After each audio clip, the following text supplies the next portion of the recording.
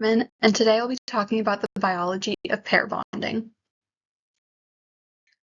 Pair bonding refers to the strong emotional and behavioral connection that forms between two individuals. I will be exploring this topic through the use of fMRIs as well as on the neurochemical, neuroanatomical, and genetic levels. The first way I'm choosing to explore pair bonding is through the use of an fMRI. fMRI machines measure brain activity in response to stimulus. I'm choosing to reference a study done by Sarah Blumenthal and Larry Young.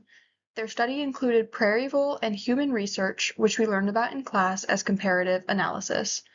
In this study, the researchers took scans of the brain while showing the participants photos of people they find attractive or while asking them to think about their romantic partner. They then compared the brain activity to activity shown when the individuals were looking at neutral or non-romantic stimuli.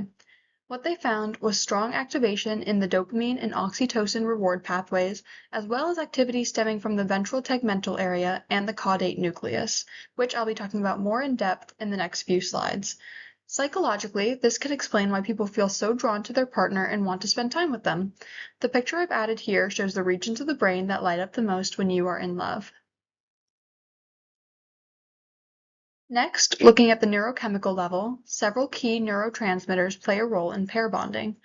Dopamine is associated with reward and motivation. It makes being with a partner feel pleasurable and exciting, especially in early-stage romantic love. This is why relationships can feel intense. Oxytocin, often called the bonding hormone, is released during physical touch and intimacy. It promotes trust, closeness, and emotional connection, which are important for long-term relationships. Vasopressin is also linked to attachment and plays a role in commitment and protective behaviors. These neurochemicals also link to addiction, which is why new relationships can feel addicting to some people. Together, these chemicals explain the psychological shift from passionate attraction to deeper, more stable attachment over time. The picture that I've added here shows the dopamine pathway in the brain and highlights its functions. At the level of brain structures, key regions are involved in pair bonding. The ventral tegmental area, or the VTA, is a major source of dopamine and is heavily involved in reward and motivation. It becomes highly active when individuals see their romantic partner. The caudate nucleus is involved in goal-directed behavior, meaning it helps drive the motivation to pursue and maintain a relationship. Coming back to the dopamine reward system, these brain regions make up parts of that system, which reinforces behaviors that are important for survival, including forming social bonds. Psychologically, this explains why love motivates action. It's not just about feeling, it pushes people to seek out, maintain, and invest in relationships. The picture shown here highlights exactly where the VTA and the caudate nucleus are located in the brain.